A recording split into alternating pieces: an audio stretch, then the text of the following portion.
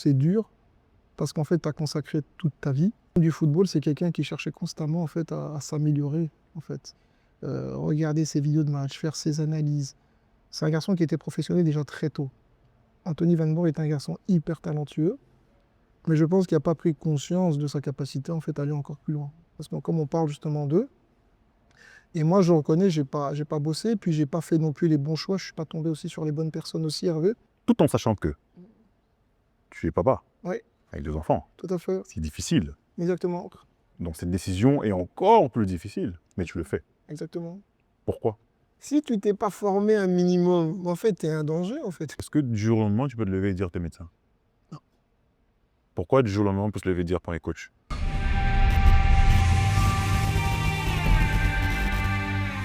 Bonjour Trésor, Bonjour Hervé, comment tu vas?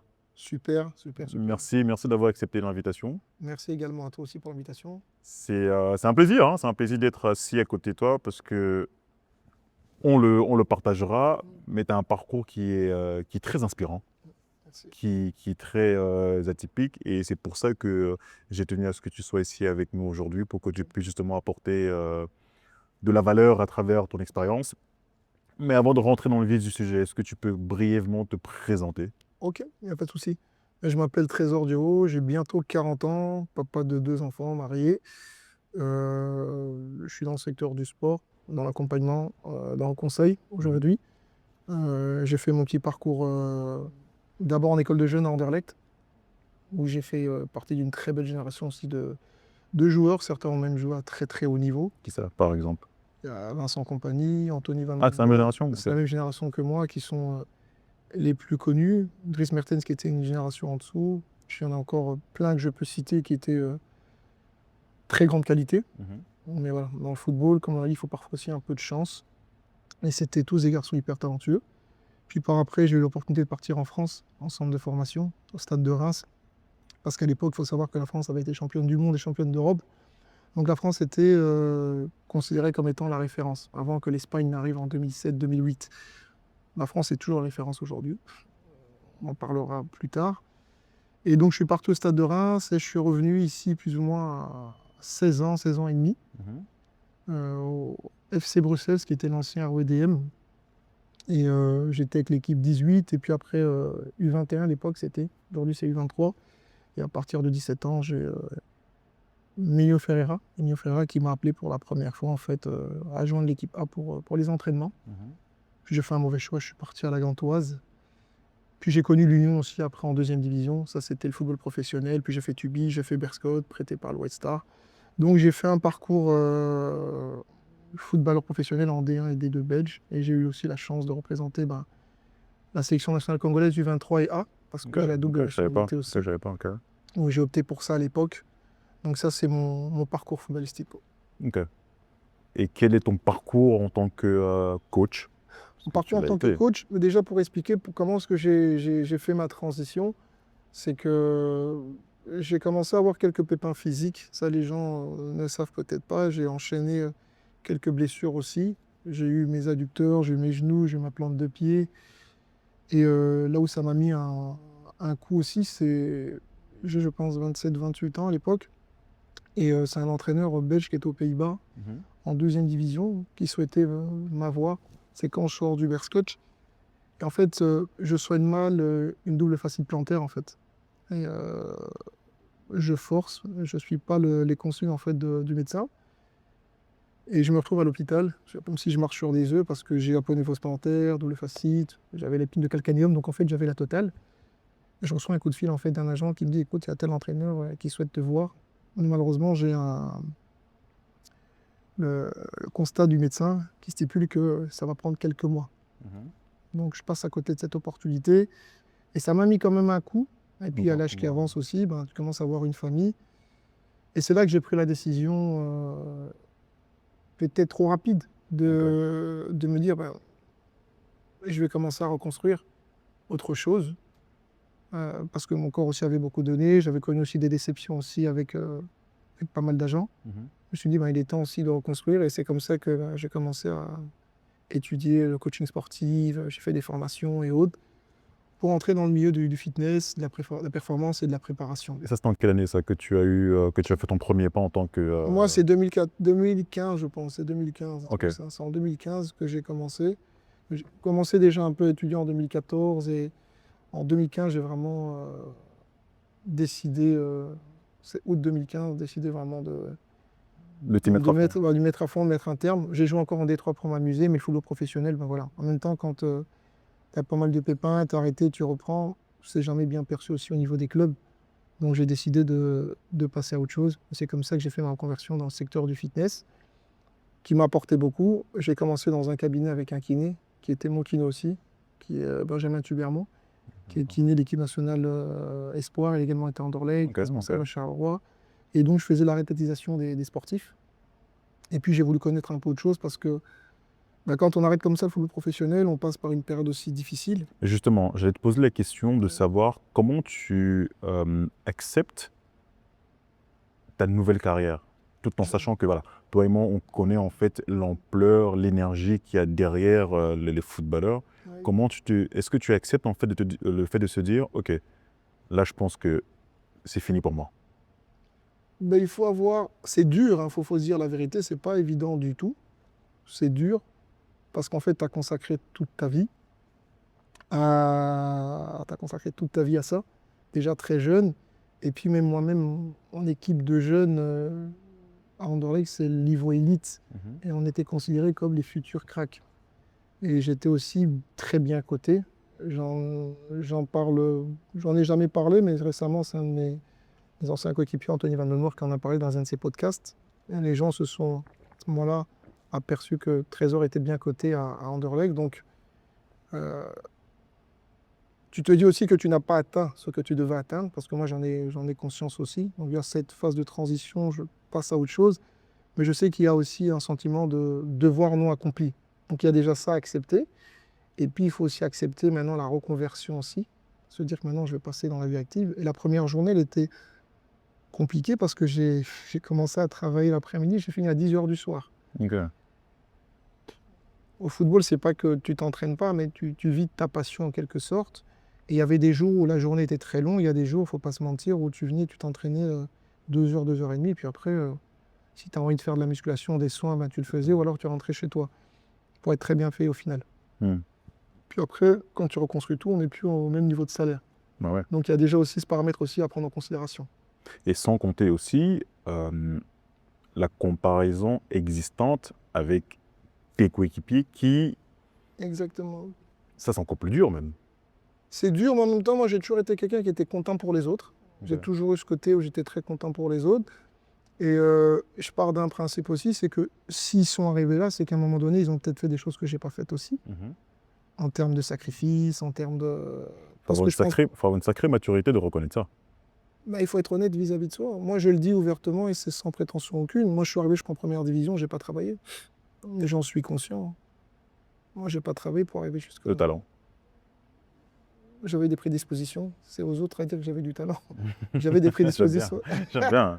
J'aime bien. J'avais des prédispositions, mais j'ai jamais fait d'efforts. Je le reconnais, jamais fait d'efforts pour arriver jusque-là. Et eux, en tout cas, moi, je peux donner cet exemple parce que moi, je l'ai vu à l'œuvre, c'est Vincent compagnie.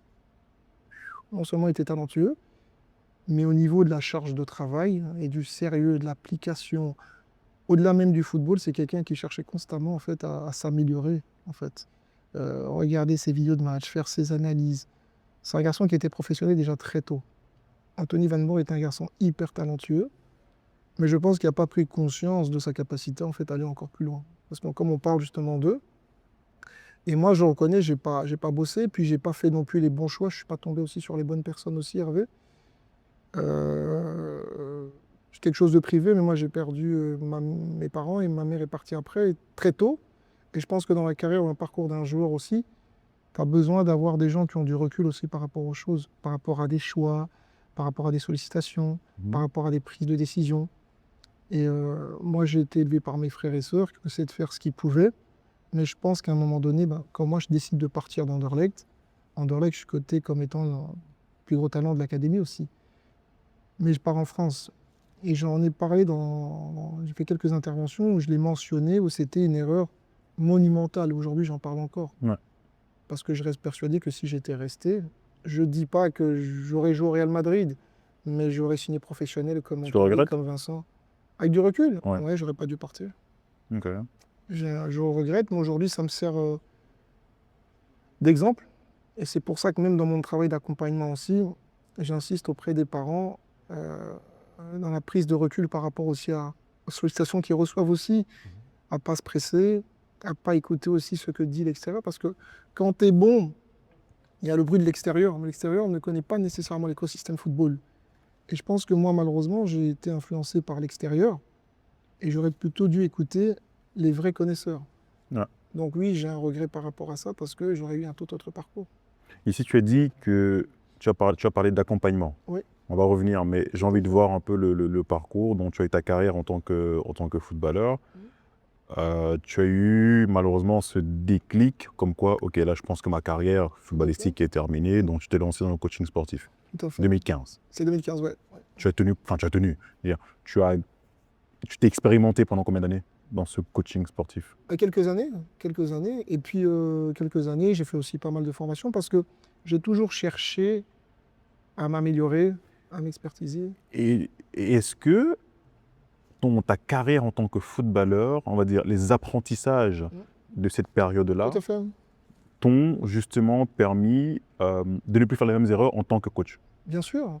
Déjà ça, et puis en même temps aussi, par rapport aussi au cursus aussi, parce que quand tu reprends, c'est aussi un cursus scolaire, parce que tu dois réétudier aussi, tu as des cours de physiologie, anatomie, et le football m'a aidé parce que quand tu es sportif professionnel, ben, tu fais des préparations physiques, tu es blessé.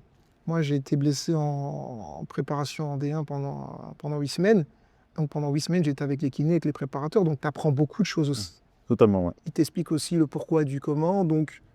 Mais moi, il y a des choses où ça a été beaucoup plus vite en termes d'apprentissage, en termes de cours aussi, parce qu'il y a déjà des éléments que j'avais déjà vus, pas étudiés, mais expérimentés et entendus. Parce que je suis une personne, quand tu me donnes un exercice à faire, j'ai envie de savoir pourquoi je le faisais en fait, ou pourquoi je le fais. Et c'est ce qui se passe aussi quand j'étais en réathlétisation et en phase de revalidation. Je posais des questions, donc effectivement, ça m'a beaucoup aidé. Et puis j'ai cherché toujours à me former, à m'améliorer, pour justement donner le meilleur service aussi en fait aux sportifs, aux clients, parce que j'ai aussi entraîné monsieur, madame, tout le monde. Et pour moi, le sport, en fait, c'est le reflet de la vie de la société. Même personne lambda qui travaille, ben, le sport, en fait, si tu veux, ça transmet des valeurs, en fait. Comme les dépassements de soi, comme le challenge, comme des objectifs à atteindre. Moi, le sport de haut niveau, en fait, m'a appris beaucoup et ça m'a même aidé, même quand j'ai repris mes cours du soir à l'échec, en fait. Justement, on va y arriver. On va y arriver.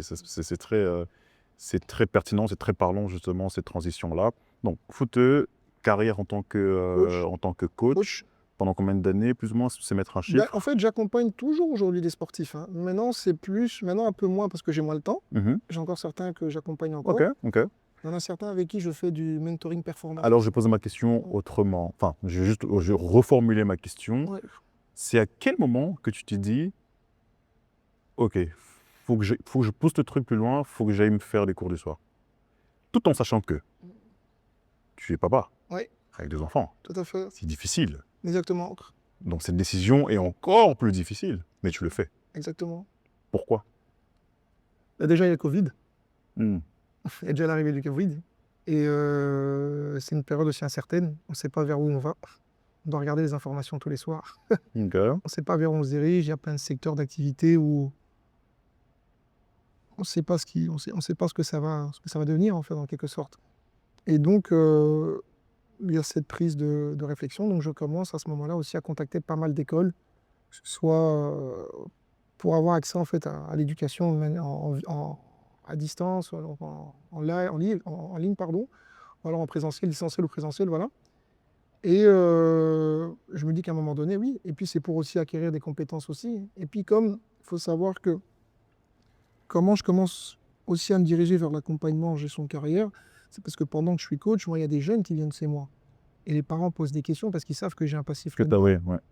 Donc, naturellement, et moi, je vais être honnête avec toi, j'avais tellement été déçu du football que moi, j'étais même sorti de là. J'ai fait une petite dépression, en quelque sorte. Moi, j'en parle clairement, honnêtement. J'ai fait une petite dépression. Donc, moi, le football, j'étais très déçu. Et c'est mon épouse, en fait, qui me dit aussi, ben, tu as eu la chance d'être passé par là, tu connais cet environnement. En fait, tu peux aujourd'hui, et mon grand frère aussi à l'époque, alors aujourd'hui, tu as quelque chose aussi à apporter à cette nouvelle génération. Tu peux aussi aider ces familles et autres. C'est comme ça que je reviens dans le football. Et pourquoi je décide aussi de repartir à l'école. Il faut savoir que quand moi je suis en train d'étudier à l'ICHEC, j'ai une structure d'accompagnement en gestion de carrière avec mon grand cousin. Ça s'appelle MD Sport Management. Et tu te rends compte qu'en fait, quand tu gères un joueur, un athlète ou un sportif, tu gères une entreprise en fait. Parce que tu parles avec différents interlocuteurs. Tu parles avec des directeurs sportifs, tu parles avec des présidents, tu parles avec des sponsors. Quand un joueur arrive à un certain niveau, tu communiques avec des médias, tu peux parler avec une fédération.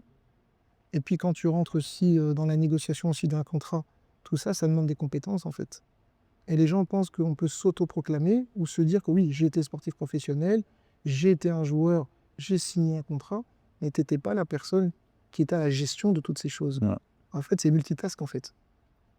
Tu dois être multitask et tu dois être hyper polyvalent.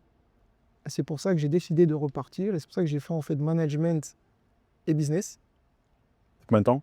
J'ai fait ça en 18 mois moi en fait. Il y a des gens Ok. qui le font en 2 ans en fait. Tu as la partie cours et puis tu as la partie mémoire. Et te laisse 2 ans pour conclure. Ok. Et toi, tu l'as fait en 18 mois. Ouais. Pourquoi tu t'es pas juste dit, je vais faire une formation d'un mois, de 2 mois, 3 mois, merci, au revoir, c'est vif, c'est concis. Parce que j'étais dans la c'est recherche de l'excellence tout simplement. Ok. Ah, parce J'aime que bien. j'étais dans la recherche de l'excellence tout simplement. Et parce qu'à un moment donné, si on veut arriver à un certain niveau, il faut se donner les moyens, il faut savoir se faire violence aussi. Tu n'avais aucun élément bloquant, aucun élément limitant qui te disait non, le fais pas, ah, j'ai des enfants, ah, j'ai pas le temps, ah, j'ai Déjà, pas. déjà, tu dois avoir une bonne femme à la maison qui te suit et qui te motive. J'allais justement te poser la question de savoir quel a été l'accompagnement de madame à ce niveau-là, de ton épouse à ce Ben, de niveau-là. 400% en fait. Ok. Et puis elle m'a suivi directement et on s'est organisé. Je peux te dire, même aujourd'hui, elle aussi se fait former. Et moi, aujourd'hui, c'est moi qui m'organise avec les enfants. Inspiration. Donc, exactement. Et donc, elle m'a dit, ça m'a aussi inspiré, ça m'a motivé. Et non, j'ai eu aucun élément bloquant. Loin de là, justement, ça m'a boosté, ça m'a motivé. Et quand tu sais que derrière toi, tu as quelqu'un qui te soutient, puis moi, il faut savoir que je suis avec madame depuis que j'ai 18 ans. Ah ouais, Ça fait maintenant 22 ans. Donc, on se connaît, on sait comment on est. Et puis, elle sait que j'ai toujours besoin d'aller chercher plus.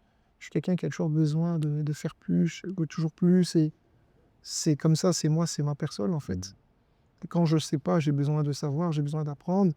Et puis, surtout, il ne faut pas se mentir, c'est qu'on n'avait pas non plus de référence chez nous aussi, chez les agents. Hmm. Il n'y avait pas vraiment de référence en Belgique. Et tout ce que j'ai fait, en fait, ces dernières années, c'était juste me préparer aussi. Tu sais, c'est pareil quand je passe ma licence d'agent de joueur. Moi, j'ai des gens qui l'ont. Parce que moi, j'ai passé. Ça a commencé en avril 2023. Moi, j'ai pas su la passer parce que en février 2023, j'ai fait un don de rein à ma soeur, en fait. Donc, je devais me reposer. Ok. Donc, il fallait que je récupère et autres. Et je ne savais pas étudier, tu vois. Mais en fait, tu avais toutes les raisons possibles de ne pas le faire. Exactement. C'est ce que m'ont dit aussi le jury quand. Faut savoir que moi, j'ai passé ma défense de mémoire, donc ma thèse de fin d'année. J'ai fait le don le 23 février 2023 Mhm. et j'ai fait ma défense de mémoire le 13, 10 jours avant. Ok, février, ok, je pensais mars. Ok, Ouais, février, février, ok. pardon. 10 février et 13 jours. Ouais. Non, le 13 Le 13 février, février, 10 jours et 10 jours après, 10 jours après, je faisais l'intervention. Et mon mémoire, je l'ai fait en accéléré, donc j'ai passé des nuits blanches pour pouvoir être prêt le 23 en fait. Et j'ai eu 14 ou 15 sur 20 en fait. Chapeau. Ouais. Parce que la prise de décision déjà, parce que finalement, donc avant même de t'inscrire pour ce cursus, tu accompagnais déjà des jeunes. Tout à fait, tout à fait, tout à fait. Pourquoi tu t'es pas juste dit, écoute, j'ai mon expérience en tant que footballeur, j'ai mon expérience en tant que coach, Ouais. j'accompagne déjà les enfants, donc j'ai déjà une nouvelle trajectoire, je gagne déjà de l'argent. Pourquoi tu te contentes pas juste de ça? Ok, tu vas me dire, je vais chercher l'excellence. Oui, mais bon, t'es papa, Parce que tu te rends il n'y a compte, pas le temps. il y a ça, mais tu te rends compte aussi que si tu veux te différencier aussi, c'est que dans tout ce qu'on fait, c'est un marché. Et un marché, c'est des concurrents. En tant qu'agent, en tant que coach, on reste des prestataires de services. Comment tu fais pour te différencier des autres? Maintenant, je vais prendre le cas du football.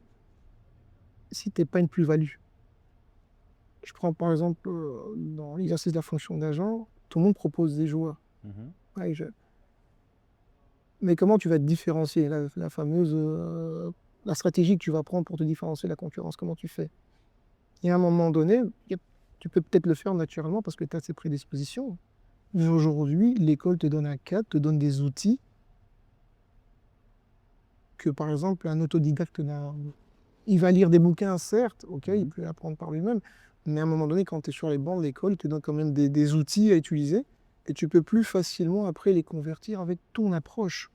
Et moi, j'avais besoin aussi de comprendre en fait tout le fonctionnement, parce que même quand je joue au football en pro, il faut savoir que moi, j'ai fait la haute école aussi, j'ai fait relations publiques, j'étais en D2, mais ça devenait déjà lourd parce qu'on s'entraînait 2 fois parfois, c'était difficile de Plus compliqué. concilier. Et puis, tu avais ta deuxième cesse, tu étais en pré-saison, tu devais étudier, puis en août, tu as les examens de rattrapage, mais après, tu as le championnat qui reprend. Et si tu n'es pas performant, on te met de côté. Donc, j'avais toujours dit que je reprendrais quelque chose, en fait. Ok. Et tu l'as fait. Ouais, j'ai toujours dit que je reprendrais quelque chose. Et ça n'a pas été facile.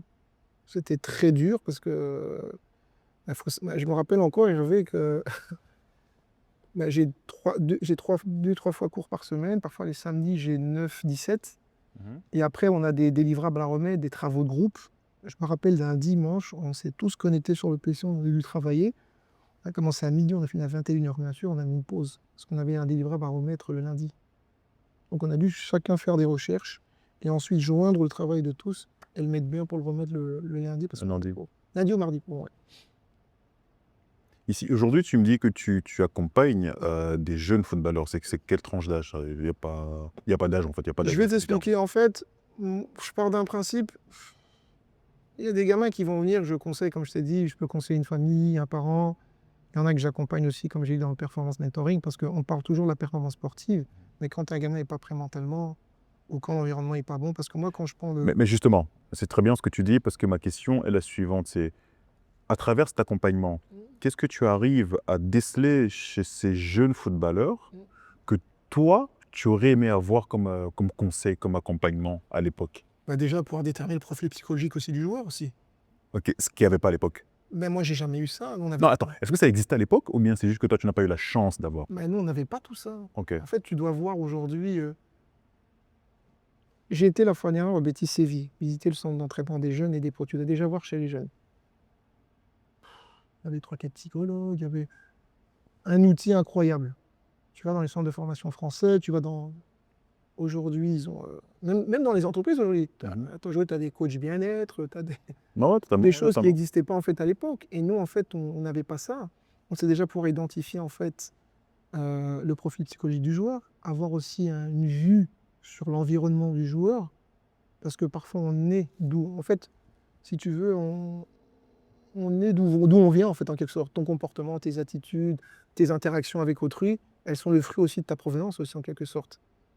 Et le problème, c'est que si tu n'accompagnes pas le joueur de manière globale et tu ne comprends pas tous ces aspects-là, par exemple, le joueur, il va mal interagir avec ses coachs, mal interagir avec ses coéquipiers, il va avoir une mauvaise attitude, il va peut-être pas faire les efforts nécessaires. Il va pas Quand je dis savoir communiquer avec autrui, tu sais, par exemple, en management, tu fais le disque couleur. Et ce couleur permet de voir en fait comment toi tu interagis avec les autres, comment tu veux qu'on communique avec toi et comment on va communiquer avec toi. Mais juste ça peut déjà te donner en fait une idée sur le joueur. Savoir aussi si c'est un mec qui est un compétiteur ou pas. Et avec tout ça, lui poser des questions aussi bien spécifiques pour savoir comment est-ce qu'il réagit à la compétition, comment il réagit à une non-convocation. Est-ce que tu estimes que toutes ces compétences psychologiques, Tout à fait. ce sont des compétences qui doivent être développées par un coach sportif pour accompagner déjà des clients, des personnes lambda, pas des professionnels, mais des personnes du mortel du commun? Déjà pour moi, oui. Parce que aujourd'hui, même quand tu entraînes une personne, prenons le cas d'une personne lambda qui vient à la salle s'entraîner, on est coach et psychologue, hein, parce qu'on a des interactions humaines. La personne, à un moment donné, elle se livre à toi. Elle te parle de sa vie, elle te parle de son quotidien, elle te parle aussi de ses problèmes, à partir du moment où tu crées un lien avec la personne. Et puis, moi, j'ai bossé en salle de sport. Une salle de sport, c'est comme un cinéma, c'est comme une discothèque, c'est une ressource partagée, où des gens viennent, des gens créent des interactions. Donc ça reste humain, donc il y a un côté psychologique aussi à un moment donné, parce que tu apprends à connaître l'autre. Tu sais ce qu'il aime pas, comment il réagit face à ci, face à ça. Tu sais aujourd'hui que lui, c'est un paresseux, lui, c'est pas un paresseux. Lui, il cherche à chaque fois des excuses. Donc, Et tu donc dois, ça, il faut avoir les aptitudes d'identifier ça bien sûr, en tant que coach. comment convaincre, comment persuader, comment être subtil. Tu as peut-être des gens, si tu lui rends trop dedans, tu vas le perdre. Tu en as d'autres où tu dois leur rentrer dedans pour avoir une réaction. Moi, je sais te dire aujourd'hui, avec les jeunes que j'ai, tu as des mecs, je viens, je leur rentre dedans. Tu as des mecs, je sais que je peux pas parce que sinon je le perds. Une fois, je l'ai testé avec un jeune joueur, j'ai fait exprès de lui rentrer dedans. Et j'ai dit à son papa aussi après pourquoi. C'est un garçon qui aimait bien à chaque fois qu'on caresse dans le sens du poil. Il aimait bien un peu quand c'était trop facile. Et j'ai dit, je vais un peu changer d'approche pour voir aujourd'hui s'il est vraiment prêt en fait à la compétition au haut niveau. Donc je vais rentrer dedans pendant 45 minutes. Et j'ai vu à sa tête qu'après, il ne s'appliquait plus. Et j'ai dit au garçon, je sais que tu ne reviendras plus. Ça, je le sais, tu ne reviendras plus. Mais je sais déjà te dire comment va se finir ta saison. Et tu ne seras pas gardé dans ton club. C'est fort, non? Parce que tu es réfractaire à la critique, en fait. Mais pour un jeune gamin, le fait d'entendre ça, c'est dur. Mais c'est quoi qu'il attend quand il est dans ce Ouais, au stade niveau, oui. niveau. Au niveau, c'est pas des blagues, en fait. En fait, on veut faire des gens fragiles, alors que la vie, le sport de haut niveau, c'est pas fait pour les faibles. Déjà, on dit il y a beaucoup d'appelés, peu d'élus. En fait, on veut mentir aux gens. Moi, je le dis à mes filles, on vit pas dans le monde des bisounours, en fait. Si t'es pas meilleur qu'un autre, tu vas dégager. En fait, on veut pas préparer les gens à ça. On veut mettre des gants, alors qu'on sait que la vie est dure et cruelle, en fait. Quand on me licencie, on ne met pas de gants. Regarde, moi, j'ai bossé dans une boîte, on m'a licencié après un don de rein. Est-ce qu'on a mis des gants? Non. Donc, c'est une réalité aussi. Donc, je pense qu'il faut préparer, en fait, aussi le sportif, ou monsieur et madame tout le monde aussi, à ces réalités. Mais naturellement, il y a des styles de communication. Il y a des gens avec qui il faut être un peu plus calme, plus doux. Il y a des gens avec qui il faut être un peu... Tu penses que si je suis coach aujourd'hui et que je ne développe pas ces compétences, est-ce qu'à un moment donné dans ma carrière, ça peut me porter préjudice? Pas nécessairement, parce que tu vas... Donc je peux faire ça. Bien sûr, parce que tu peux, pour moi, tu vas cibler en fait une clientèle qui sera adaptée en fait à ton service et à ta personnalité. Et à quel moment alors c'est limite important d'aller chercher ces compétences? Si tu me dis que, écoute, avec ce manque de compétences, je peux déjà exceller, je peux déjà réussir dans mon activité, à quel moment le déclic, il viendra et me dire, bon, là, je pense qu'il faudrait que j'aille me performer dans ces compétences. Mais ça, c'est toi, c'est toi et ton quotidien en fait. Et c'est par rapport aussi aux gens avec qui tu vas travailler, avec qui tu vas interagir en fait. Je pense qu'il y a des choses en fait que, tu sais, quand je parlais d'un marché, et je parlais parce que quand tu es même dans le secteur du fitness, dans le foot, tu es en contact avec l'humain. Et c'est en étant en contact avec l'humain que tu prends conscience de ces choses-là en fait. Moi, c'est comme ça que je me suis rendu compte que voilà, il fallait que je développe telle compétence, telle compétence. Tu te retrouves à négocier. Les gens pensent que c'est une compétence qui s'improvise. Mais elle ne s'improvise pas en fait. Parce que c'est des choses que tu développes, parce que déjà, une négociation, ça se prépare. Ah oui, totalement. Un rendez-vous, ça se Un prépare. rendez-vous, ça se prépare, mais tu as plein de gens qui négligent cet aspect-là. C'est le plus important, notre Mais tout préparation. ça, en fait, ça s'apprend, ça. Savoir qui sera présent, qui seront les interlocuteurs, comment ils fonctionnent, aller checker son LinkedIn. C'est ce que j'ai dit, aller chercher des informations, aller recueillir des informations sur lui. Exactement, savoir un peu quels sont ses centres d'intérêt. Essayer de te renseigner peut-être auprès de personnes que tu connais en commun, qui pourraient te dire, lui, quand tu parles avec lui, fais comme ci, comme ça. Ok, tu vas dans une société pour vendre un projet. C'est quoi les valeurs de la société? C'est quoi la culture d'entreprise? C'est pareil, en fait, parce que même dans le football, chaque club est différent. Et chaque club, en fait, a un mode de fonctionnement différent. Donc, dans tout ce que tu vas faire, ça demande de la préparation. Et la formation, c'est avoir des compétences en plus pour exceller là où peut-être d'autres vont manquer ces Totalement. opportunités. En fait. Se différencier, en Se fait. différencier, c'est ça la différenciation concurrentielle, en fait. C'est ta plus-value. Lui, je l'ai rencontré. J'ai Il a un bien aimé truc. parce qu'en fait, il m'a pas juste dit ça, en fait. En fait, il m'a ouvert en fait, le champ des possibles. Et c'est pour ça que moi, j'ai cherché à me former. Hervé, moi, je regarde très peu la télé. Je regarde les matchs de foot, naturellement. Je regarde beaucoup de podcasts. Je lis beaucoup. J'essaie toujours de m'instruire et d'apprendre. Il y a tellement d'informations que tu ne peux pas tout savoir. Et avec l'expérience et les connaissances, j'imagine que tu connais quand même beaucoup de coachs ici à Bruxelles, Oui. aussi des footballeurs qui sont devenus coachs et ainsi de suite. Est-ce que tu retrouves ces compétences chez certains? Ou peut-être pas les compétences, mais l'envie d'aller chercher l'information, l'envie de continuer à apprendre Tu en afin as, justement tu d'exceller. en as certains qui cherchent quand même à exceller, à apprendre. Après, je discute pas avec tout le monde, hein, pas nécessairement, parce que voilà, je pense que chacun aujourd'hui a sa vie, chacun est occupé. Avec un avec qui je parle souvent, qui cherche toujours à s'améliorer, c'est Gérard Lifonja, par exemple. Ah, je connais pas. Quand tu parles avec lui, c'est un garçon qui est toujours envie d'apprendre, de se former, de s'éduquer. T'avais Ronald aussi qui Oui, habite oui, ici, oui, RK, oui, oui, oui. qui s'est aussi formé, lui, plus au niveau technique. Mm. Parce que c'est les deux que je connais, c'est comme des petits frères. Après, t'en as quelques-uns, je Il y a pense, qui quelques-uns sont quand en même fait qui... dans cette dynamique-là, oui. Ok. Mais ici, tu vois, est-ce qu'on peut parler d'échecs dans ta carrière sportive, Bien sûr, bien dans ta sûr. carrière de footballeur? Bien sûr, moi je suis. Il n'y a pas de problème. Qu'est-ce qui manque aujourd'hui dans l'accompagnement Mm. des jeunes footballeurs aujourd'hui? Que toi, en allant te former, en ayant cette envie d'apprendre, que tu peux apporter. En gros, ma question, c'est quelle est ta plus-value, toi, aujourd'hui? Déjà, ce qu'il faut. Déjà moi, ma plus-value, bah, c'est déjà mon expertise et mon vécu. Ok, je vais t'arrêter. Ok. Cette plus-value-là, est-ce Ok. que tu arrives à la mettre en avant quand tu en es en échange avec des parents ou des différents interlocuteurs? Ça peut être pour un jeune joueur professionnel comme un joueur professionnel. Je vais t'expliquer. En fait, je vais commencer par le jeune joueur. Il faut déjà que la famille soit réceptive. Il faut qu'elle soit à l'écoute. Il faut aussi qu'intellectuellement, elle ait la capacité aussi de comprendre ce que tu vas mettre en place. Moi, j'ai découvert un gamin à 5 ans et demi, 6 ans lors d'un stage. Il a signé professionnel là récemment. Et son papa, je lui ai expliqué toutes les étapes. Et je lui ai dit ce qu'on allait mettre en place. Et jusque maintenant, ça a réussi. Il a eu ses 15 ans, il a signé quoi. Pourquoi ça a été possible? Parce que le papa, il est sage, il est intelligent et il a compris pourquoi. C'est toujours la réceptivité d'un parent et la compréhension aussi. Mais tout le monde n'a pas cette faculté-là, en fait. C'est pareil, hier, j'ai discuté avec un joueur de football professionnel parce que je regarde pour une porte de sortie pour lui. Et quand j'ai discuté avec lui, il était réceptif parce qu'il a compris que je lui ai fait comprendre qu'il était temps pour lui maintenant de jouer. Et que son gros salaire, c'était une chose, mais qu'à un moment donné, ça faisait un petit moment qu'il était sorti du circuit et que s'il ne prestait pas, il allait vraiment disparaître. Mais il a été réceptif.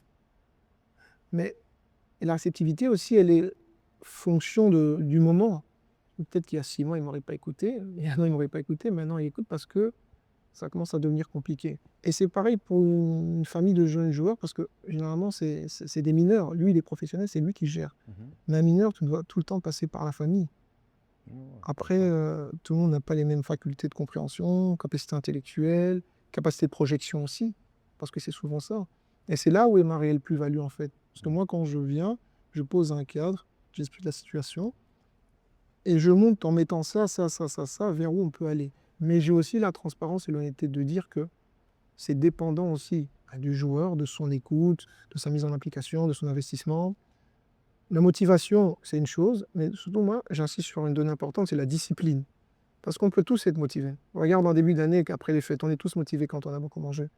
Mais combien tiennent vraiment la constance? Tu vois, combien sont réellement vraiment disciplinés sur la durée? Et donc j'explique tout ça. Et si on parvient à mettre ça, on va essayer de maximiser les chances. Parce qu'il y a beaucoup d'appelés et peu d'élus. Et il faut aussi avoir la transparence aussi de le dire. Et moi, c'est là ma plus-value. Sur le plan vécu, sportif, préparation, nutrition, accompagnement. Pourquoi je te pose la question? Oui. Fatalement, c'est pour faire le lien avec les coachs. Tout à fait. Toi, tu es conscient de ta plus-value. Et donc, c'est ce qui fait, en fait, par rapport à la matrice SWOT, j'imagine que tu connais, Tout à fait. c'est ça, en fait, qui fait ta force. Exactement. En tant que coach, vaudrait mieux connaître sa plus-value afin, justement, Exactement. de la vendre et de la mettre en avant. Exactement. Mais qu'est-ce qu'il faut faire pour connaître réellement sa plus-value? Mais déjà, déjà, pour un coach, tu viens de donner un outil stratégique qu'on utilise Que beaucoup ne connaissent pas. Beaucoup ne connaissent pas. Mais quand tu es coach, tu es un indépendant, donc tu es ta propre entreprise. Totalement. Donc tu dois faire ta Et malheureusement, je te coupe, malheureusement, il y en a beaucoup qui ne sont pas conscients, en fait. Il y a beaucoup qui se lancent par passion, c'est bien, il faut être passionné, il faut aimer le truc. Mais tu es chef d'entreprise. Exactement. Exactement. Donc, il y a des compétences à développer et il faut être conscient justement de cette matrice-là. Tout à fait. Mais en fait, même dans le fitness, en fait, quand tu commences, quand tu te lances, et moi, je vais même te dire une chose, moi, j'ai la transparence de le dire, hein, quand j'ai commencé, j'ai même pas fait tout ça. Soit porteur, pestel, BCG, tous ces trucs-là. J'ai pas fait tout ça. Mais avec du recul, tu sais, moi-même avant, j'avais cette bienveillance. Quand il y a des gens qui ne savaient pas payer, je disais, écoute, viens t'entraîner parce que j'avais cette empathie. Et quand je fais mes cours de marketing, le prof il me dit, segmentation, ciblage, positionnement. Mm. Ça, c'est ton client type, c'est ton persona, c'est ton ci, c'est ton ça, c'est ton cœur de cible. Si c'est pas payé, c'est pas ton client. Merci, au revoir. C'est aussi simple en fait. Et qu'une fois que tu t'es positionné, on sait que voilà, toi, voilà ce que tu apportes, voilà ta plus-value. Cette personne n'est pas en mesure de payer. Et je peux le faire aussi par rapport au football. Moi, je sais que voilà, certains joueurs avec qui je ne vais pas travailler, pas que je les dénigre, mais parce que moi, en fait, je travaille telle catégorie de club. Mhm. Et voilà, et en fait, toi, tu ne rentres pas dans cette catégorie. Et en fait, ce sont tous des concepts et toutes des choses que j'ai pu voir, expérimenter. Aujourd'hui, ben voilà, j'ai du recul par rapport à ça. Je sais que toutes les collaborations ne sont pas bonnes non plus aussi. Comme on dit, en fait, tout client n'est pas un bon client. Tu as des clients qui viennent, ils ne payent pas. Donc, Ouais, c'est vrai, hein. ce pas des bons clients. Et comme tu dis, en fait, c'est un business plan, tu vois, avant de commencer, en fait. Totalement. C'est aussi simple que ça, en fait. Totalement. Et donc l'idée, en fait, et je ne sais pas si tu me rejoindras là-dessus, c'est plus vite tu auras connaissance, tu auras conscience Tout à de fait. ces éléments-là, Tout à fait. mieux ton business prendra, on va dire, le bon chemin. Tout à fait. Et encore, même, moi, je te dis que ce soit dans n'importe quel secteur, parce qu'on parle de fitness, on parle aussi de Non, on s'est l'accompagnement, découpé. gestion. Ouais. C'est dans tout, en fait, hein. Un business plan, c'est pas quelque chose c'est pas quelque chose de sûr, de garanti, en fait. Oh, oui, C'est une idée, mais c'est pas quelque chose de statique, c'est dynamique. Et tu dois être agile, tu dois l'adapter, en fait. Totalement, ouais, Tu totalement. peux commencer avec une cible de clientèle, tu peux aller sur une autre. Donc, Mais est-ce que tu l'entends, le fait qu'on lie un business plan au coach sportif? J'ai l'impression que de mon vécu, de mon expérience, beaucoup de coachs aujourd'hui, tu parles business plan, oui, ok, ils savent c'est quoi, mais est-ce qu'ils l'ont fait? Est-ce qu'ils vont le faire? Est-ce qu'ils y pensent? J'ai l'impression que c'est vraiment deux choses totalement différentes. Pourquoi? Parce que le métier de coach aujourd'hui, je ne sais pas ce que tu en penses, le métier de coach sportif aujourd'hui, c'est je suis un peu costaud, j'ai un peu ça, ok, j'y vais, merci, au revoir, c'est tout. mais je te rejoins, parce que, regarde, même pendant le Covid, il y a plein de gars qui se sont lancés, en fait, en ligne. Et moi, j'ai rigolé parce que moi, j'ai donné, pendant le Covid, des sessions en ligne, et j'ai accompagné en ligne. Et c'est une amie qui me disait ça, il y a un mec qui se lance. Mais est-ce que tu te rends pas compte que tu as la santé des gens entre tes mains, en fait? Et tu vois pourquoi je parlais de formation, en fait? Et là, je te parle du coaching, mais quand tu me dis, mais pourquoi tu as repris alors que tu avais déjà été joueur et ci et Ouais. ça? Et si tu veux donner de la qualité aux gens, bah, tu dois développer des compétences, en fait. Et tu peux pas t'auto-improviser quelque chose, en fait. Et tu as des gens qui s'auto-improvisent. Et aujourd'hui, quand tu coaches une personne, bah, tu as sa santé entre tes mains. Je vais déjà te donner, tu vas donner cours, tu connais même pas, tu n'as même pas une base d'anatomie, tu n'as pas une base de physiologie. Tu vas peut-être donner, je vais te donner un exemple. Moi, quand les gens venaient à l'époque, je leur demandais en fait leur anamnèse. En fait, savoir un peu s'ils n'avaient pas des antécédents. Tu as une personne qui arrive et qui est négligente, imagine, elle souffre de tachycardie, et tu la fous sur un tapis. Son cœur s'emballe, tu fais quoi? Tu vois? Donc, si tu t'es pas formé un minimum, en fait, tu es un danger, en fait. Tu vois ce que je veux dire? Totalement. Et c'est pour ça que, pour moi, la formation, c'est la base de tout. Et pour tout, en fait. Tu vois? C'est la base de tout. Formation, et on parlait Mais même moi, de je me danger. dis, si ces profils existent, c'est parce qu'il y a une certaine légèreté par rapport à ce métier de coach. C'est Exactement. pas réglementé. Et justement, c'est là où j'allais en venir, justement. Et donc, ça laisse un sacré éventail. Ben, est-ce que du jour au lendemain, tu peux te lever et dire t'es médecin? Non. Pourquoi du jour au lendemain, on peut se lever et dire pour les coachs? Bah, je pense que déjà, il faut qu'au niveau politique, il y ait des changements. Il faut qu'il y ait des changements au niveau politique. Par exemple, en France, si tu veux exercer en tant que coach, bah déjà, tu as l'équivalent du bachelier comme ici, tu as l'équivalent du master. Mais si tu veux accélérer, tu as une année de formation obligatoire. C'est quoi, le BPGEP, c'est ça? Je pense un truc comme ça. Et pendant un an, tu as des cours théoriques, pratiques, et à la fin, ben, tu passes devant un jury, ton examen pratique théorique, et après, on va te donner l'accréditation, l'autorisation de l'accès à la profession, en fait. Mais ici, il n'y a pas ça, en fait. Il n'y a pas. Rappelle-toi, avant, au passage fitness, moi, je voyais des gens qui étaient formés en 4 jours. Et c'est super dangereux. Et en fait, il faut comme on dit, il faut régulariser tout ça, en fait. Il faut mettre des normes pour pouvoir pratiquer. Il faut mettre aujourd'hui un examen obligatoire. Regarde, par exemple, en tant qu'agent, la FIFA, depuis 2023, demande de passer la licence d'agent. Même si on est bien d'accord que certains ne vont pas le passer, vont continuer à exercer. Et quand tu me disais tout à l'heure, mais pourquoi est-ce que tu l'as aussi fait? Mais déjà pour connaître la réglementation. Tu veux défendre un client, tu ne connais pas la réglementation. Mais même si tu connais la réglementation, ok, tu travailles avec un avocat qui, lui, va apporter justement son bagage juridique, légal et autres, mais tu dois savoir de quoi tu pars, en fait. Tu vas t'occuper d'un jeune, tu dois savoir qu'il y a des frais de formation. Tu dois savoir que le jeune, il a un passeport, il a ci, il a ça. Qu'aujourd'hui, quand il y a un litige, je passe par quel organisme? Quand tu as un joueur en Belgique et toi c'est en Belgique, c'est la réglementation belge. Quand c'est au niveau international, c'est la FIFA. Ok, tu vois, c'est tous des petits détails comme ça. Qu'il faut aller chercher. Tu sais, c'est un syllabus de 850 pages. Hein. Tu vois ce que je veux dire? Et toi, tu le passes et les autres ne vont pas le faire. Mais il y a des gens qui exercent encore. C'est comme dans le coaching, en fait, aussi. Ah, totalement, parce que j'aime dire, ok, ouais, j'ai un syllabus de 850 pages, s'il n'y a pas d'obligation derrière. Tu seras bloqué. Maintenant, au football, l'avantage, c'est que tu seras bloqué à certains moments. Parce que si on te demande Ah, à un quand moment même, ok, donné, alors il y a quand même... bah, je vais te donner un exemple. C'est en janvier 2025. Janvier 2025, ouais, j'ai fait un joueur. C'est fin janvier 2025, j'ai fait un joueur en Angleterre. Bah, si je n'ai pas passé ma licence, FIFA, je n'avais pas le droit d'être enregistré en Angleterre, je n'ai pas le droit de signer les papiers. Yeah. C'est aussi simple que ça. Tu représentais un mineur, si tu n'étais pas en ordre, on va te demander un numéro. En Belgique, on va te dire, bah voilà, le garçon, il est dans un club qui est dans la région bruxelloise. Bah, il faut que tu aies ton autorisation d'exercer dans la région. Et tu dois avoir un numéro, mais pour ça, tu dois appeler l'organisme, tu dois envoyer ta licence, tu dois envoyer ton numéro de société. Sinon, tu l'as pas. Mais ici, juste pour que la compréhension soit fluide et nette, prenons un cas concret. Moi, je te ramène mon fils aujourd'hui qui ne joue pas encore dans un club. Ouais. Comment toi, tu l'accompagnes? Quel est l'accompagnement quel est le process en fait que tu mets, Déjà, en place? je vais déjà voir l'âge. Quel est l'âge minimum Parce requis? qu'aujourd'hui, si tu m'appelles, il a 9 ans, je vais dire non. Et je vais dire que le gamin, il doit s'amuser. Par contre, je peux lui donner des conseils en tant qu'ami de papa. Ok, bon, il faudrait quel âge par exemple pour... 14-15 ans. Ok, Déjà disons j'ai 15 ans. Enfin, j'ai 15 ans. Même déjà à partir de 13 ans. Mais Ok, disons que je te ramène mon fils de 15 ans. Quelle est la plus-value du trésor? Non, de nouveau, ouais, quel est le process en fait que tu mets, déjà, en place? s'il n'a pas de club à 15 ans, Ouais, c'est déjà, compliqué, faut être honnête.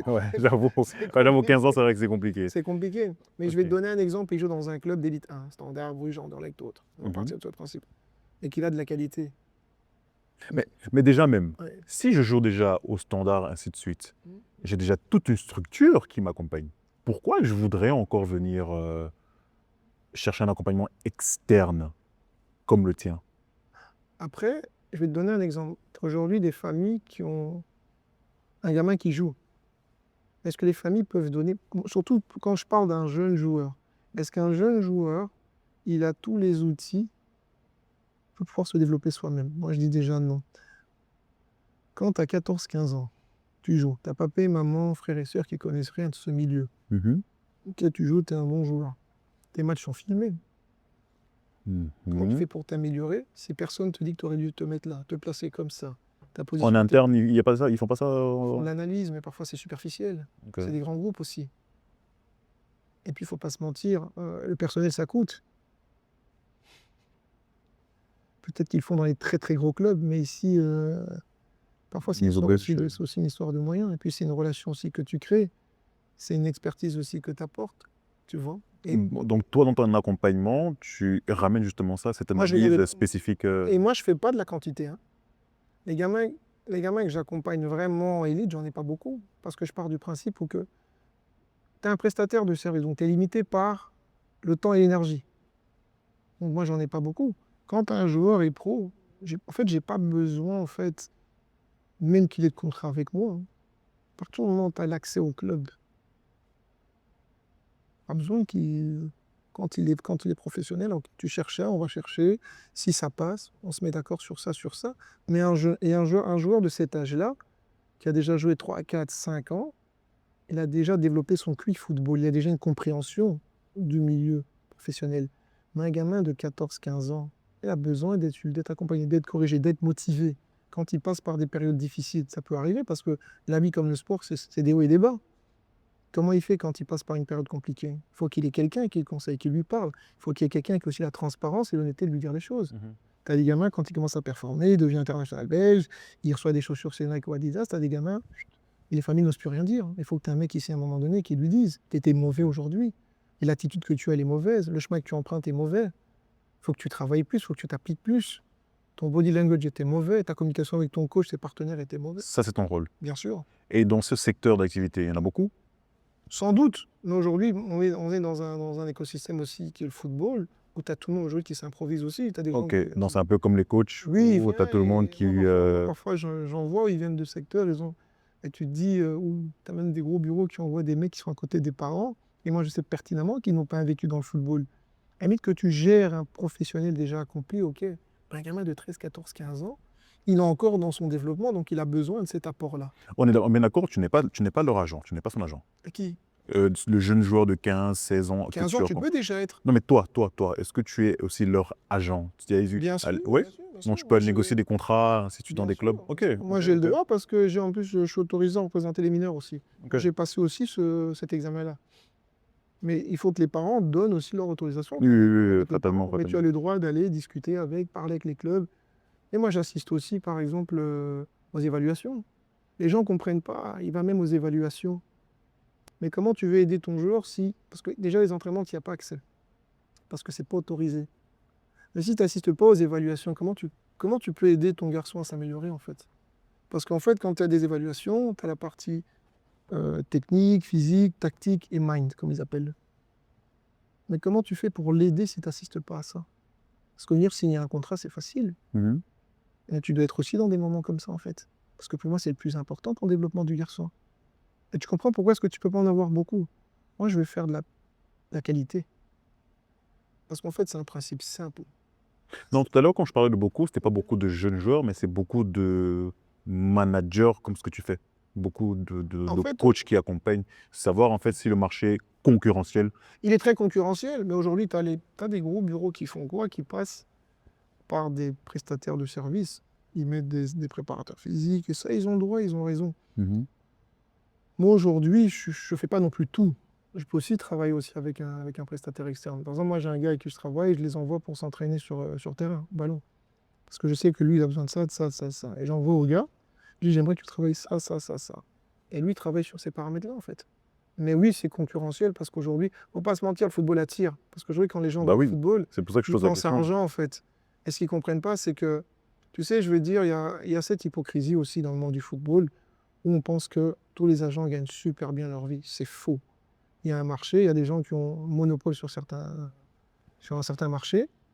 Et puis quand tu commences aussi au début, tu dois apprendre à te faire connaître, tu dois gagner en crédibilité, tu dois être hyper patient. Hein. Comme le coach. Mais bien sûr, et puis avant de commencer à pouvoir en vivre à 100%, tu sais, tu as vu cette matrice BCG là, avec le produit, comme on dit, le produit star, la vache à lait, le produit mort et le dilemme. Tu dois avoir une vache à lait. C'est un peu comme dans une entreprise, en fait. Tes produits qui se vendent bien te permettent d'investir dans ta recherche et développement. Totalement. Et en fait, les dilemmes, c'est de la recherche et développement, en fait. Je suis là, je les développe, je les travaille, et j'espère que ça passe. J'ai mon produit star qui commence à briller, et j'espère qu'il passe vache à lait. Vache à lait, c'est celui qui te fait gagner beaucoup d'argent et qui te permet, en fait, d'investir sur les dilemmes, les points morts que tu mets de côté, parce qu'en fait, ils n'apportent plus rien. Soit ils sont vieux, ou alors ils sont jeunes, mais ils n'apportent plus rien. En fait, je vais faire une parenthèse, je vais rebondir sur cette fameuse matrice BCG. Ouais. Je pense qu'aujourd'hui, les coachs ne sont pas du tout conscients de ça. Et c'est dommage parce qu'une fois que tu es conscient de ça, Tout à fait, ton business n'est plus le même. Hein. tout à fait. Ton business n'est plus le même parce que du coup, tu sais que, OK, là, ça va rentrer, donc du coup, je peux prendre là Bien pour sûr.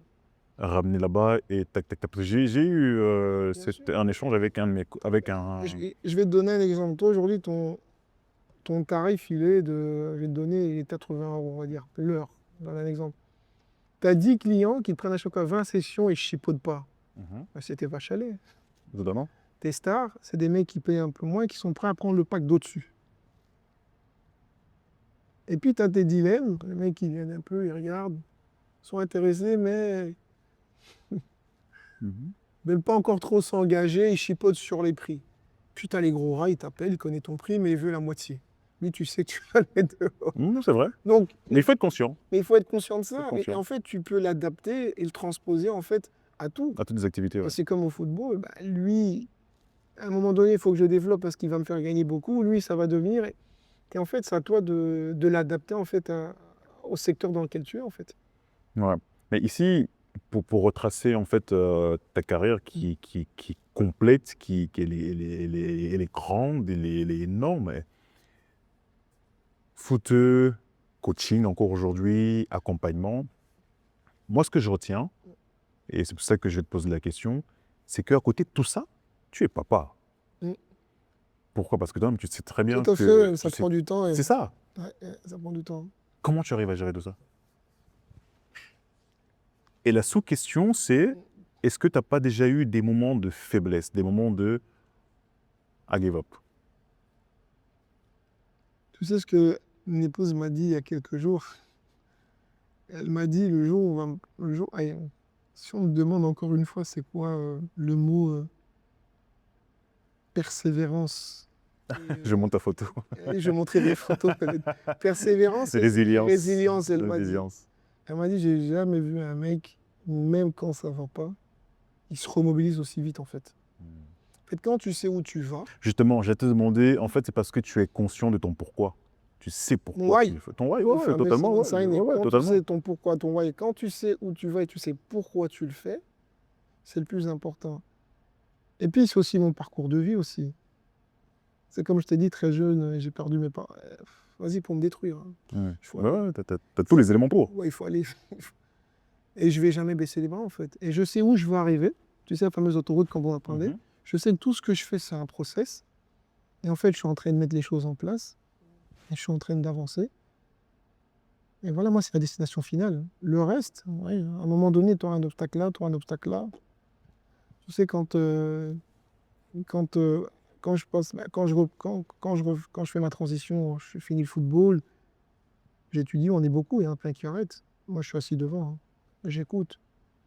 Je réussis.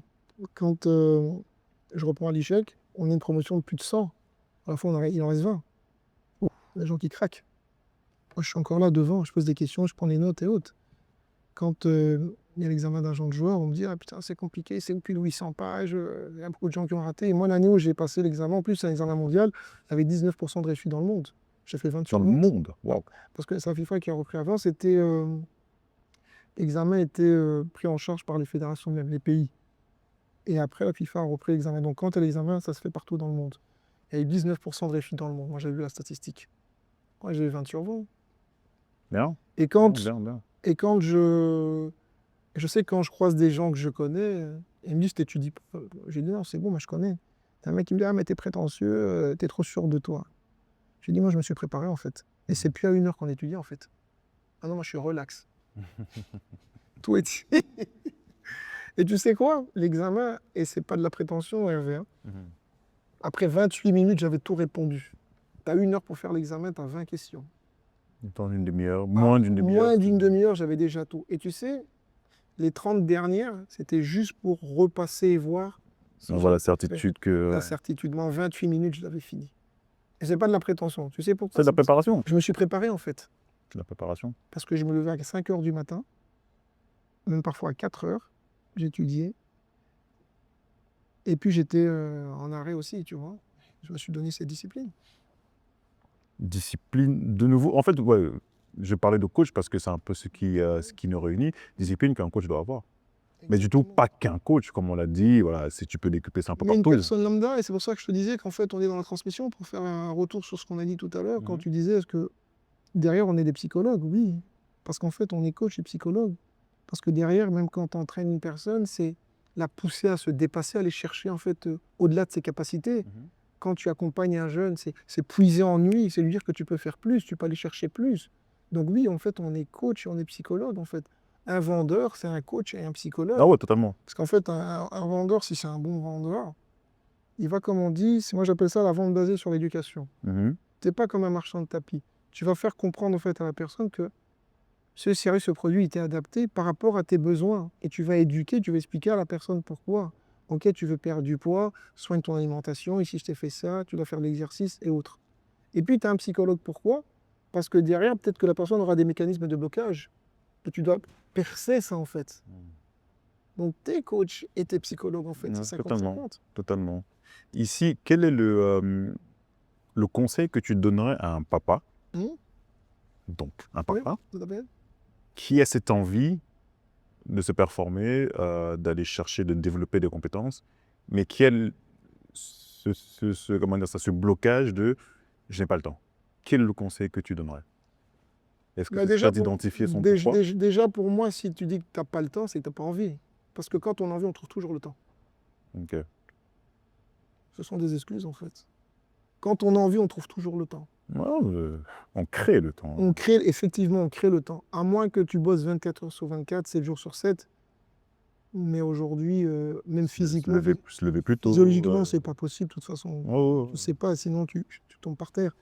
Mais aujourd'hui, le temps, on le crée. C'est pour ça que je te parlais de volonté mhm. et de discipline, en fait. Parce que tu as des gens, ils vont comme, oh purée, il y a tout ça à étudier, tu restes tombé, moi je vais pas le faire, moi je vais pas retenir. Donc en fait, moi dire aujourd'hui, c'est pas, déjà le mot, moi c'est pas possible ou c'est impossible, moi j'aime pas, moi en fait. Donc quand tu me dis ça, en fait tu me dis direct en challenge. En fait, J'arrive pas. Moi, quand tu me dis que c'est pas possible, ou du moins si je vais essayer un truc, tu vas me dire c'est pas, je vais t'écouter, je vais te regarder, euh, et je vais dire ok d'accord, mais je vais vouloir te montrer que tu t'es trompé en fait, tu vois. mhm. Mais je Donc suis le conseil que tu donnerais, c'est avoir de la volonté volonté, et de la discipline. motivation, mais si déjà tu pars avec des pensées limitantes, c'est les fameuses pensées limitantes. Ouais, ça, je cherchais le mot pensée C'est limitante. pensées limitantes en fait. Mm. En fait, tu peux pas commencer avec des pensées limitantes. Si déjà tu pars avec un oui mais ou un, alors commence pas. Moi, si je sais que, alors je vais pas commencer. Si je commence, c'est que je sais que je suis capable, ou du moins je vais aller défoncer les portes. Donc il faut, moi j'appelle ça le mindset aussi. Il y a le mindset, il y a la volonté, et la discipline. La motivation, je ne mets même pas dedans, comme je t'ai dit préalablement, parce que tu sais, il y a des gens qui sont motivés une semaine. Hein. Moi, j'ai eu ça aussi à l'école, à l'échec. J'étais motivé 10 jours. Hein. Puis quand ça commence à rentrer dans le dur, Difficile. il faut faire des travaux, il faut faire des recherches. Et assis, il y a des gens, on ne voyait plus une semaine, 2 semaines. Donc, c'est pour ça que moi, la motivation, je ne mets même pas dedans, en fait. Est-ce que ce serait les mêmes conseils que tu donnerais à l'une de tes filles? En fait, je pose ma question différemment. C'est la question que je pose à chaque fin d'interview, qui est de savoir si aujourd'hui je suis ta fille, la plus petite, on va dire. Je viens devant toi, je dis, ok, papa, j'aimerais me lancer en tant que coach. Quel est le conseil que tu donnerais à ta fille? À ma fille? Oui. Tu dois accepter l'échec? Oh, j'aime bien. J'aime bien. Ah bah oui. J'aime bien. Tu dois Parce que ça va arriver. Mais ça va arriver d'office. Ça va arriver, ça fait partie du process. Mais moi aussi, j'ai connu les échecs dans tout ce que j'ai fait. Et si tu n'acceptes pas de... En fait, pour gagner, tu dois accepter de perdre dans tout ce que tu fais.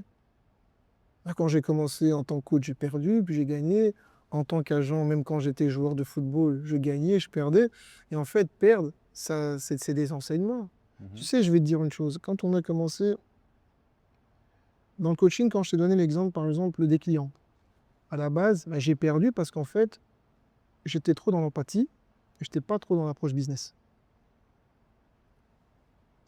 Au football, quand on a créé MD Sport Management, on a mis coaching mental, nutrition, nanani, nanana, on a mis tous les services possibles parce qu'on voulait vraiment être dans l'humain. Et en fait, je me suis rendu compte d'une chose, c'est que les joueurs et les parents ne recherchent pas ça. Donc j'ai plutôt mis l'accent sur mon réseau. Parce qu'en fait, ce que les gens recherchent, les caractéristiques, les avantages de ton service, de ton produit, ils s'en foutent. Service, produit, caractéristiques, avantages, les gens s'en foutent. Les gens, ils veulent le bénéfice, le profit, le what's in it for me. Donc j'ai mis tout maintenant sur le réseau. C'est pour ça que je te dis que même Les gens me disent, ah, c'est quoi ton portefeuille? Tu sais, la fois dernière, je discute avec un dirigeant de club, il me dit, ouais, c'est quoi ton portefeuille? Il dit, moi, je m'en fous du portefeuille, j'ai dit. Il dit, parce qu'en fait, le joueur, il veut une solution. Et aujourd'hui, je parle avec toi. Et qui m'a mis en relation avec toi, tu penses? Hmm. Je lui ai donné le nom, il m'a dit, ok. Donc, aujourd'hui, moi, quand j'ai quelqu'un, je te parle à toi directement, tu es le décideur. Donc, pourquoi je dois avoir un portefeuille joueur? Parce que peut-être le mec qui a le portefeuille, il ne parle pas avec toi en direct comme je parle avec toi. Non. Donc, on revient à la même chose. Les gens cherchent en fait quoi? Le bénéfice. Qu'est-ce que j'ai à gagner en fait? Et en fait, dans tout ce que j'ai fait, j'ai appris ça en fait. Et c'est pour ça que je me suis amélioré, j'ai grandi en fait. C'est que pour gagner, tu dois perdre. Et en fait, chaque défaite, c'est un apprentissage en fait. Et De c'est- nouveau, c'est- et c'est ce que je dis très souvent, c'est que ça va devenir un avantage à partir du moment où tu as la maturité de déceler qu'est-ce qui n'a pas été, Tout à fait. pourquoi ça n'a pas fonctionné, pourquoi cet échec, et s'en servir comme apprentissage. Si tu n'as pas cette maturité, C'est pas possible. Regarde, tu parlais de ma fille. Ma fille de 9 ans, son prof de danse, le directeur, à un moment donné, lui avait fait une remarque. Elle est revenue à la maison, elle n'était pas bien. Ça avait 8 ans même, elle pleurait. J'ai dit, mais tu sais pourquoi il t'a fait cette remarque? Tu sais, en général, on fait une remarque à quelqu'un qui est bon. On est derrière une personne qui a des qualités, des capacités. Chaque année, tu as eu accès à des rôles principaux. Tu as été dansé avec Soprano, vous êtes fait découvrir avec ta sœur. Maintenant, vous avez fait un show en France. J'ai dit, tu penses que ce monsieur avec son expérience, il est derrière toi? C'est pour t'emmerder? Non. On est derrière les gens qui ont des compétences. C'est pour ça que je me dis qu'il faut apprendre. J'aime bien. On est derrière les gens qui ont des compétences, j'aime bien. Mais oui, moi, elle a 8 ans, je lui ai expliqué ça. Elle a eu 9 ans récemment. Elle avait 8 ans quand je lui ai expliqué. La grande, pareil aussi. J'ai pas, parfois, on te fait des remarques, on ne le prend pas mal. J'ai dit, j'ai été comme vous aussi. Mais en fait, c'est dans la critique. Tu sais que même quelqu'un qui t'aime pas, il peut te dire des vérités, en fait. Hein. Tu sais, même une critique sur ton site internet ou quelqu'un qui va te critiquer sur. Moi, je me dis toujours, il y a quoi derrière, en fait? En fait, ouais, il y a ça, mais pourquoi il a dit ça, en fait? Et comment je peux améliorer ça? Moi, c'est comme ça. Et en fait, dans tout ce que j'ai eu, c'est pour ça que je dis que j'ai aussi fait des erreurs, aussi, même dans mes rapports humains avec des gens et autres. Hein. Mais j'essaie de comprendre pourquoi. Parce que souvent, on voit toujours les choses à sa manière. On a toujours une perception qui va dans notre sens. Ouais, selon son prisme, ouais. Exactement. Mais on ne se met jamais à la place de l'autre. N'essaie pas. Parce que peut-être vous pensez plus ou moins la même chose, mais la communication, la perception. Quand tu lis des bouquins en PNL, c'est la même chose aussi. Le message est le même, mais il est fait différemment. Il est dit différemment. Il est perçu différemment. Mais en fait, vous pensez la même chose, en fait. Et c'est pour ça que j'ai appris ça aussi. Que peut-être que oui, l'erreur peut-être venait de moi aussi. Peut-être que quand j'ai communiqué, c'était pas bon. Peut-être que. Et j'essaie de transmettre ça à mes filles. Moi, je leur parle beaucoup. Donc, le conseil que tu leur donnerais, finalement, aux deux, c'est d'accepter l'échec. Bien sûr. Ça va arriver. Tu dois perdre, et tu dois apprendre. Top, top, top, top. Écoute, Trésor, avant de te laisser partir, Souci. j'ai 5 petites Pas de souci, questions pas de de choix. souci, Donc, pas de je te souci. propose, Pas de souci. je te fais une proposition. Pas de souci. C'est soit l'un, soit Pas de souci, l'autre. pas de souci. Si tu ressens le besoin de légèrement argumenter. Habituellement, je dis non, il ne faut pas argumenter, c'est soit Ouais, oui, soit non. Pas de souci. Mais là, si tu ressens besoin de légèrement argumenter, tu Pas de peux y aller. Pas de Ok. souci. Alors, si tu devais choisir entre le centre de formation de Bruges et celui d'Anderlecht, ce serait lequel? Moi, je suis un mauve. Ah bah ouais. Quelle Et tu question. sais, moi, je suis un mauve, mais je reconnais qu'aujourd'hui, Bruges travaille super bien.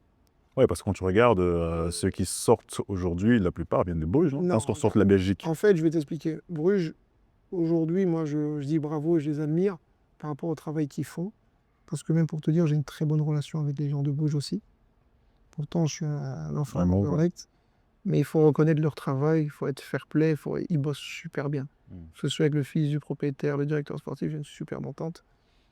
Anderlecht, ces derniers temps, ça va un peu moins bien, mais on a tendance aussi à oublier que quand on regarde les différentes équipes nationales de Belgique les dernières années, tu as toujours beaucoup de gamins de Merped. Ouais, c'est vrai. Donc Anderlecht reste toujours la référence. Et Anderlecht a toujours été la référence. C'est juste que ces dernières années, ça s'est moins bien passé. Mais on parle de Bruges aussi, mais Genk travaille super bien aussi. Eupen? Non, Non, OHL. OHL commence un peu, mais souvent les joueurs de qualité sont pris à Bruges, Anderlecht, Genk. Ok. Les standards un tout petit peu, mais Non, c'est vraiment les trois Pour principaux. moi, Anderlecht, Bruges et Genk sont que moi les références en termes de formation. Mais aujourd'hui, on a tendance à enterrer Anderlecht. Mais il faut dire qu'au niveau formation et référence, Anderlecht reste Donc, si Anderlecht. tu devais choisir, c'est Mais Anderlecht. les deux travaillent, des Genk et Bruges, il faut dire chapeau parce que les dernières années, c'est impressionnant ce Mais à qu'ils ont fait. choisir, Anderlecht ou Bruges? Anderlecht. Moi, je suis bien. Ouais, c'est- Moi, chapeau. Mais du coup, en fait, ça va. La deuxième question, ça va dans le même ordre d'idée. Quel est le meilleur centre de formation en Belgique selon toi? Si je dois parler de la formation, Hmm. Genk travaille très bien. Genk? Ok. Je- Bon, là j'ai la réponse parce que je sais que tu as fait ton choix. Belgique ou Congo? Moi, les deux, parce que je ne vais pas cracher sur l'un, En tant que footballeur. les deux. Ouais. Parce que je suis. En fait, cracher sur la Belgique, ce serait. Euh, Comme on dit, allez, c'est manquer de gratitude. Parce que j'ai grandi ici, je vis ici, je suis arrivé ici. Mhm. Et puis, la Belgique m'a beaucoup aussi apporté. J'ai été formé ici dans une académie qui est Anderlecht, qui est en Belgique. J'ai joué dans des clubs belges. Donc, c'est pour ça que je dis les deux. Le Congo, j'ai joué en équipe nationale et je suis né au Congo et je suis originaire de là. Mais je ne vais jamais cracher sur la Belgique parce qu'elle m'a apporté énormément. Ouais, les deux pays font ce que tu es Exactement. Et moi, en Coupe du Monde, aujourd'hui. je vais supporter les deux aussi. Ok. Alors, entre. Puis ma femme est belge aussi, hein, mais- Ouais, donc, ouais, t'es partagé. Ouais, Donc, j'ai les deux. Moi, les deux. Moi, je sais pas. Ok, ça va. Je te cite 4 pays et tu dois les Ok. classer par ordre de préférence en termes d'école de foot. Ok. Belgique, France, Espagne, Hollande. Et je rajoutais l'Allemagne, donc tiens. France. Numéro 1. Ouais. Ok. Parce que c'est le deuxième exportateur au monde en termes de joueurs. Ouais, il y en a trop. Ouais, Mais regarde, l'équipe ouais. de France, ils ont deux Ouais, non, joueurs. ouais, ils ont Regarde, 3. Ouais, non, non. quand ils ont joué contre le Brésil, C'est déconné. il y a trop de joueurs. Il y a trop de joueurs. Regarde, parfois, nous ici, on est dépendant d'un Romelu Lukaku. Mm. S'il n'est pas là, c'est compliqué parce que c'est un gars, il a été tellement critiqué, mais il a été tellement efficace. Et quel grand joueur c'est. On peut dire tout ce qu'on veut, ce garçon. Il suffit de voir les buts qu'il a marqués partout où il est passé. C'est un très grand joueur. Mais nous, on est dépendant de lui. Alors qu'en France, ils ont le choix. Trop de choix, même. Mais regarde, même au PSG, Mbappé, il part. Et au PSG, Dembélé est là. Donc, moi, je mettrais la France. Ok. L'Espagne travaille très bien. L'Espagne a été à un moment donné, a eu l'hégémonie en fait, à contrôler le football mondial. Le tiki-taka, c'était 2008 à 2007 à 2010, on va dire. Et 2012 encore, je pense, ils étaient encore là. Et puis tu as dit quoi encore? Moi, je mets France, Espagne, et puis tu as Il dit y a Pays-Bas, Allemagne. Pays-Bas, parce que les Pays-Bas forment très bien aussi. Et ce que j'aime bien, c'est que le style de jeu est très homogène. Tous les clubs hollandais jouent très bien au football. Et puis tu as l'Ajax qui est une référence mondiale. Mhm. Il reste la Belgique et l'Allemagne. La Belgique travaille très très bien aussi. Pour moi, je mettrais même la Belgique avant l'Allemagne. Ok, ok. Parce que quand on fait des tournois internationaux, les équipes belges finissent souvent avant les équipes allemandes. Ok. Moi, quand j'étais jeune en Anderlecht, par exemple, j'ai jamais fini derrière une équipe allemande. Donc, en termes, donc tu m'as dit France, Espagne, Espagne, Pays-Bas, Pays-Bas, Belgique Belgique. et Allemagne. Belgique et Pays-Bas, j'ai mis un peu. Statu quo, ouais. Je mets un peu statu quo parce que Anderlecht, c'est costaud. Tu sais, dans les tournois internationaux, moi, je parle de ma génération et même encore celle un tout petit peu après. Regarde là, les jeunes ont encore été gagnés la Future Cup aux Pays-Bas, Amsterdam, c'est le tournoi de l'Ajax. Là, les petits des U16 ont encore gagné un tournoi aux Pays-Bas, ils ont battu l'Ajax. Il faut savoir que là-dedans, c'était un tournoi U16, il y avait au moins 6-7 gamins des U15, Ok. dont un gamin dont moi je m'occupe. Donc, attention, Anderlecht, ça reste Anderlecht, Bruges, Genk, quand ils font des tournois internationaux, même Ça reste Standard, costaud. c'est costaud quand même. Ok. Pour terminer, Ouais. j'aimerais que tu me donnes ton 11 all-time de la Belgique. Je peux prendre une feuille pour. Vas-y. Attends, Attends, je vais essayer de mettre en. Attends, si je peux je peux mettre faire tout à la fin. Ok, Prends la feuille tout à la fin. Attends, je vais faire un terrain. Attends, c'est ici. Non, c'est là, tu dois soit te dévisser, soit te. Ok. Regarde, regarde. Moi, j'ai toujours joué en 4-3-3. Donc, gardien. Moi, je vais mettre Prud'homme. J'ai jamais vu jouer. Prud'homme, c'était un tout grand gardien. En défense, compagnie. Aucune hésitation. Non, tu peux pas parler avec lui. Défense centrale. Dis-moi en Belgique, je peux parler avec lui en défense centrale. Défenseur central gauche, moi j'aimais bien Vertonghen. Attends, si je peux comme ça, Vertonghen. Arrière gauche.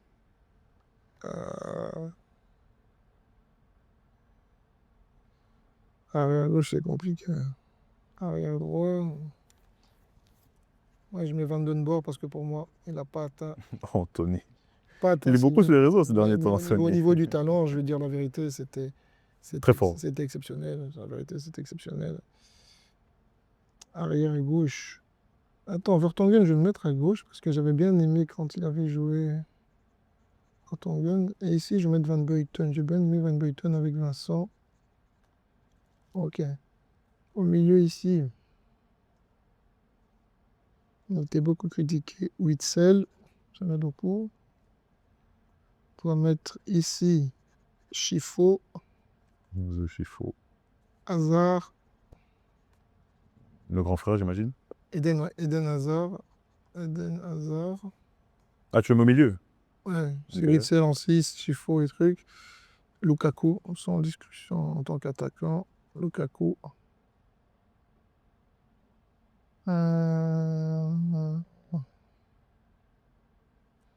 Penza Emile. Il faut quand même respecter ce qu'il a fait.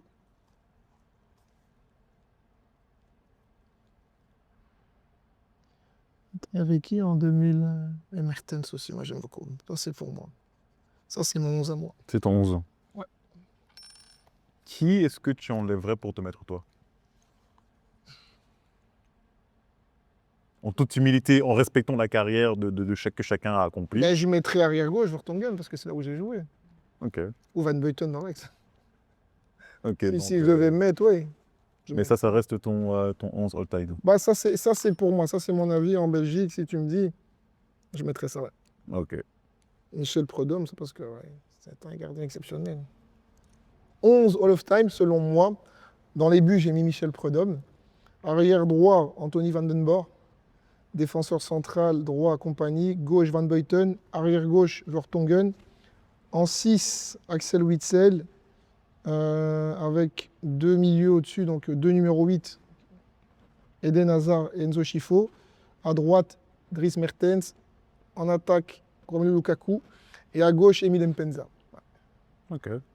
Top. Ok, écoute, super. Merci pour ce 11. Merci pour Merci à toi aussi. ta présence. Merci pour le partage. Pas de souci. Qu'est-ce que je peux te souhaiter pour la suite en tant que trésor? Même avant de parler du business, la santé. Parce que Ok, sans la c'est santé, t'es rien.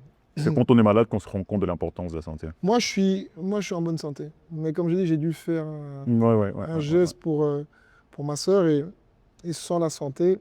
Mm. Donc la santé, puis après le reste, comme on dit, on va le chercher. On va chercher. Top, super. Merci beaucoup, Trésor. Merci à toi, Hervé. Pas de Merci souci. à tous d'avoir écouté, d'avoir regardé cette interview. On remercie de nouveau Trésor.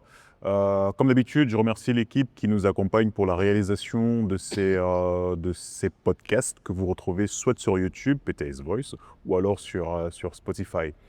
On se retrouve dans quelques temps, dans plus ou moins 2 semaines, avec un nouvel intervenant. Et comme d'habitude, n'hésitez pas à partager, commenter, nous faire des remarques constructives afin qu'on puisse toujours s'améliorer et continuer de vous fournir des interviews de qualité, vous apporter de la valeur. Et avant de vous laisser, n'hésitez pas à mettre en commentaire ou nous envoyer un message privé des personnes que vous aimeriez entendre. Je vous remercie et on se dit à la prochaine.